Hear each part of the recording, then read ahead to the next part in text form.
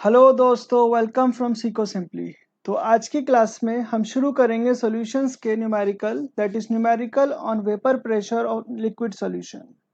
Then उसके बाद will study the qualitative properties. दो प्रॉपर्टीज हमारी डिपेंड होती है सोल्यूट कंटेंट पे, जिसके अंदर हम चार चीज पढ़ेंगे: relative lowering on vapour pressure, second the elevation in boiling point, then we'll study the depression in freezing point, and then we'll study the osmotic pressure and reverse osmosis. सो चलिए शुरू करते हैं आज की केम क्लास। लास्ट क्लास में हमने पढ़ा था Raoult's law.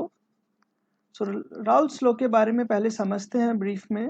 That is partial vapour pressure of liquid in liquid is directly proportional to its mole fraction. Suppose I have a container जिसके अंदर दो कंपोनेंट्स है, A component and B component. So इसमें से अगर मैं ए कंपोनेंट को separate कर दूं तो उसका एक अपना प्रेशर होगा। That pressure is said to be the pure component, that is a pressure of a pure component A. So similarly, if we see P1 is directly proportional to X1 for component 1, here we say that for B substance or A substance that would be PA is directly proportional to XA, and for B substance that will be equal to PB is directly proportional to XB. So proportionality को हटाते हैं तो यहाँ पर हमें मिलेगा P naught A into XA, and here we'll get P naught B into XB. So therefore यहाँ पर P नोट A और P नोट B क्या रिप्रेजेंट कर रहा है? P note A and P note B is representing the vapor pressure of pure substance, vapor pressure of pure A and pure B respectively. Here that will be the vapor pressure of pure B. Okay, then after this, according to Dalton's law, we studied that total pressure will be equal to PA plus PB. Therefore, it will become P naught A into XA plus P naught B into XB. So this we had studied in the last lecture. So we'll do a question based on the Raoult's law. So here is the question you have in front of you.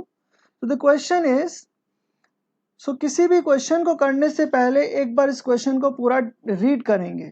So the question is, the vapor pressure of pure liquid A and B are 450 and 700 mm of Hg respectively at 350 Kelvin. Then find out the composition of liquid mixture if total vapor pressure is 600 mm Hg. Okay. Also find out the composition of the vapor phase. तो चलिए, जो भी question के अंदर हमें दिया होता है सबसे पहले उसको गिवन करके नोट करते हैं. किसी भी क्वेश्चन को सॉल्व करने का सबसे इजी टेक्निक है. So we are given the vapor pressure of pure liquid A and B. So we'll write P naught A is given to us, that is 450 mm Hg. Okay, and secondly we are given P naught B, that is B substance का, that is 700 mm Hg. Okay, तो आगे देखते हैं और क्या क्या given है इस क्वेश्चन के अंदर. And you are given that if total vapor pressure is 600 mm of Hg, and other things you are given are Pt, that is 600 mm of Hg. Okay, so I hope already you all know about mm of Hg. It is a unit of a pressure. So let's say XA is the mole fraction of A substance and XB is the mole fraction of B substance that we are supposed to find for the liquid mixture. So पहले हम liquid mixture के लिए find करेंगे, then हम उसको find करेंगे vapor phase में, where we denote it through YA and YB. Remember this term? So let's see how to solve this question. So we'll start using Raoult's law. So Raoult's law क्या बोलते हैं? So as we have seen in the last slide that Pt is equal to P naught A into XA plus P naught B into XB, right? Therefore अब इसको आगे continue करेंगे, and we know one more thing, that XA plus XB is equal to 1. Therefore XA will be is equal to 1 minus XB. So we can replace. So हमने ऐसा क्यों लिखा, इस question को समझते हैं. तो जब भी आपको कोई भी क्वेश्चन इस तरीके का करना होगा उसके अंदर यू विल सी कि आपको डायरेक्टली मोल फ्रैक्शन का वैल्यू गिवन नहीं है, but you are given the individual pressures and the total pressure. So therefore how will you do it? So you will do it with the help of this, you will do it with the help of this equation. Let's see how. So P naught B into XB. and we know that we can write XA की जगह हम क्या लिख सकते हैं 1 minus XB. Therefore I'll replace here and P naught A XA की जगह हम लिखेंगे 1 minus XB plus P naught B as it is रहेगा into XB. Clear? Now what we'll do, अब अंदर multiply करते हैं तो it will become P naught A minus P naught A into XB. इसको अंदर मल्टीप्लाई किया सिर्फ plus P naught B into XB. So we can take XB common here. That will become P naught A. We'll take XB common and it will become P naught B minus P naught A. B minus P naught A. So we are given all these things. We have P naught A here. We have P naught B. We have P naught A and we have PT. So let's put the values of these. अब इनका क्या करेंगे, हम इनका values इसके अंदर put करते हैं. Okay. So putting the values will get PT का value रखते हैं. The value will be 600. P naught A का value will take from the last page. P naught A का value 450. Similarly XB we can find out from here, and P naught B का value is your 700 minus 450 again to put it. So we'll get the result on it. So इसको solve करते हैं. 600 is equal to 450 plus XB and it will become 700 minus 450. So this comes out to be 250. So what we'll do, 600 के पास इधर ले जाएंगे 450 को, it will become XB into 250. So 600 minus 450 it becomes 150 and hence your XB will be, आपका XB क्या हो जाएगा, this will be your 150 divided by 250. So on dividing you get 150 divided by 250 you get 0.6. Therefore XB is what, 0.6, and if you know XB then you can find XA, that will be 1 minus 0.6. This will become 0.4. This is how you can solve it, XA. So in the question you found already XA is 0.4, mole fraction of A, and the mole fraction of B is 0.6. The next thing they are asking you, that will come to the question again. If total vapor pressure is इतना, also find the composition in the vapor phase. So अभी हम क्या करेंगे, we'll find composition in the vapor phase. ये क्या थी, composition in liquid phase. This was the composition in liquid phase, and now we'll find the composition in vapor phase. So vapor phase की composition को देखते हैं. So we denote it with the help of YA and YB. So we know the formula already, that PT is equal to P naught A into XA plus P naught B into XB. ये represent करता है हमारा only for liquid and liquids, but we are supposed to find for the gaseous phase. So again from the Dalton's law only, YA को हम क्या लिख सकते हैं, P naught A into XA divided by PT, and YB की जगह हम लिख सकते हैं P naught B into XB divided by PT. So we'll put the values now. So YA will be equal to what? Now we'll see. YA is equal to P naught A into XA. So P naught A का value आपके पास यहाँ से आएगा last page से 450, and XA is 0.4. That will be 450 into 0.4 divided by PT. How much is the PT? Is 600. We'll calculate here. Similarly for YB, YB is P naught B into XB upon PT. So P naught B का value कितना है, P naught B का value हमारे पास है 700. So 700 into XB is 0.6. It will become 700 into 0.6 divided by 600 is the answer. So let's calculate it. You'll get 450 into 0.4 divided by 600. So you get the value 0.3, and similarly for YB, that you get 700 into 0.6 divided by 600. So here you get 0.7. So again you got YA plus YB is equal to 1. Hence it's a verification of your answer that you got correct answers. So these are the compositions in vapor phase. So this is how do we solve the questions based on the vapor pressure in liquid solutions. तो चलिए आगे शुरू करते हैं। This was the topic for all about, that will B colligative properties. So colligative properties क्या बोलता है? सो colligative properties के बारे में समझते हैं। ध्यान से सुनिए।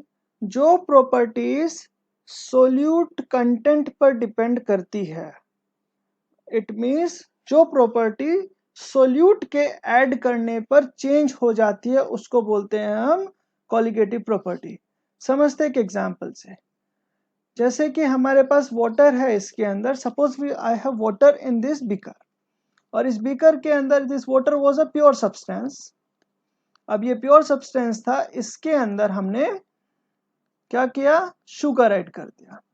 तो शुगर ऐड करने की वजह से इसके अंदर सॉल्यूशन के अंदर कुछ प्रॉपर्टीज में चेंज आ गया। So that properties are said to be the colligative properties. So if you see, this is your solute and this is your solvent here. So colligative properties क्या बोलता है? जो प्रॉपर्टीज सोल्यूट के add करने पर change हो जाती हैं उनको हम बोलते हैं कॉलिगेटिव प्रॉपर्टीज। सो कॉलिगेटिव प्रॉपर्टीज में हम 4 पॉइंट्स पढ़ने वाले हैं। शुरुआत में हमने डिस्कस किया था, first thing will study about the relative lowering in vapour pressure, that will study relative lowering in vapour pressure. So इसके अंदर क्या पढ़ेंगे? सोल्यूट कंटेंट के ऐड करने पर वेपर प्रेशर पे क्या फर्क पड़ता है। So it is clear by it's name, अगर हम किसी सोल्यूट को ऐड करते हैं प्योर सब्सटेंस में तो उसका वेपर प्रेशर कम हो जाता है।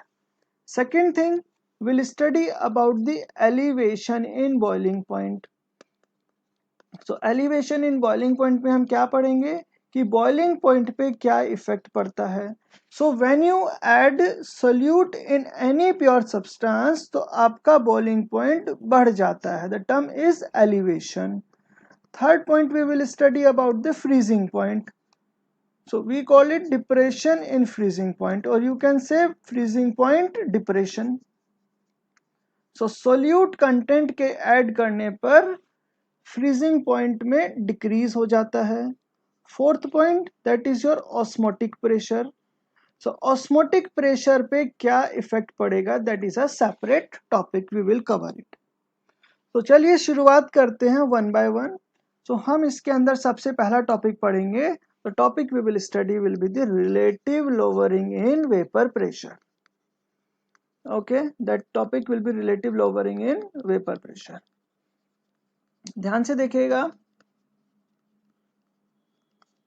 सो शुरुआत में लिखते हैं, you know the vapour pressure of pure component. So vapour pressure of pure component क्या होगा? That will be your P naught. Okay, NCERT में जहां पर भी पी नॉट लिखा है that you represents your pure component. Next देखते हैं, vapour pressure of solution containing solute, जिसके अंदर सोल्यूट है, containing solute, that will be PS. Next, lowering in vapor pressure. So vapour pressure में कमी आ गई सोल्यूट के ऐड करने पर, that is lowering in vapor pressure. Therefore this will be P naught minus PS. कितने में से कमी आई है? That difference is P naught minus PS. Next term में लिखेंगे relative lowering in vapour pressure. So relative lowering in vapour pressure क्या हो गया?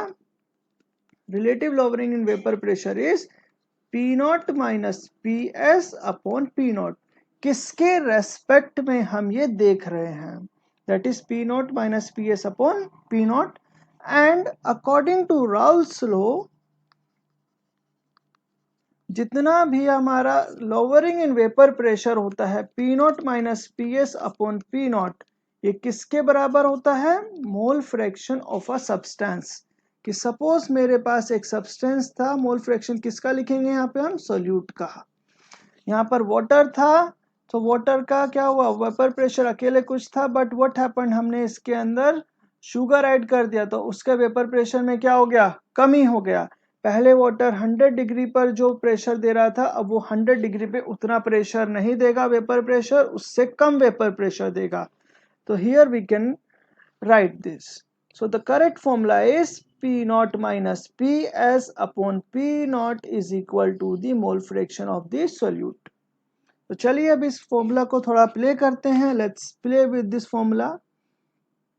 तो जिसके अंदर अभी देखेंगे कैसे किया जाएगा, P naught minus Ps upon P naught is equal to mole fraction of solute है, तो हम इसको लिख सकते हैं number of moles of 1 divided by number of moles of 1 plus number of moles of 2। Let's say this is component 1 and this is component 2। तो this is how we can right.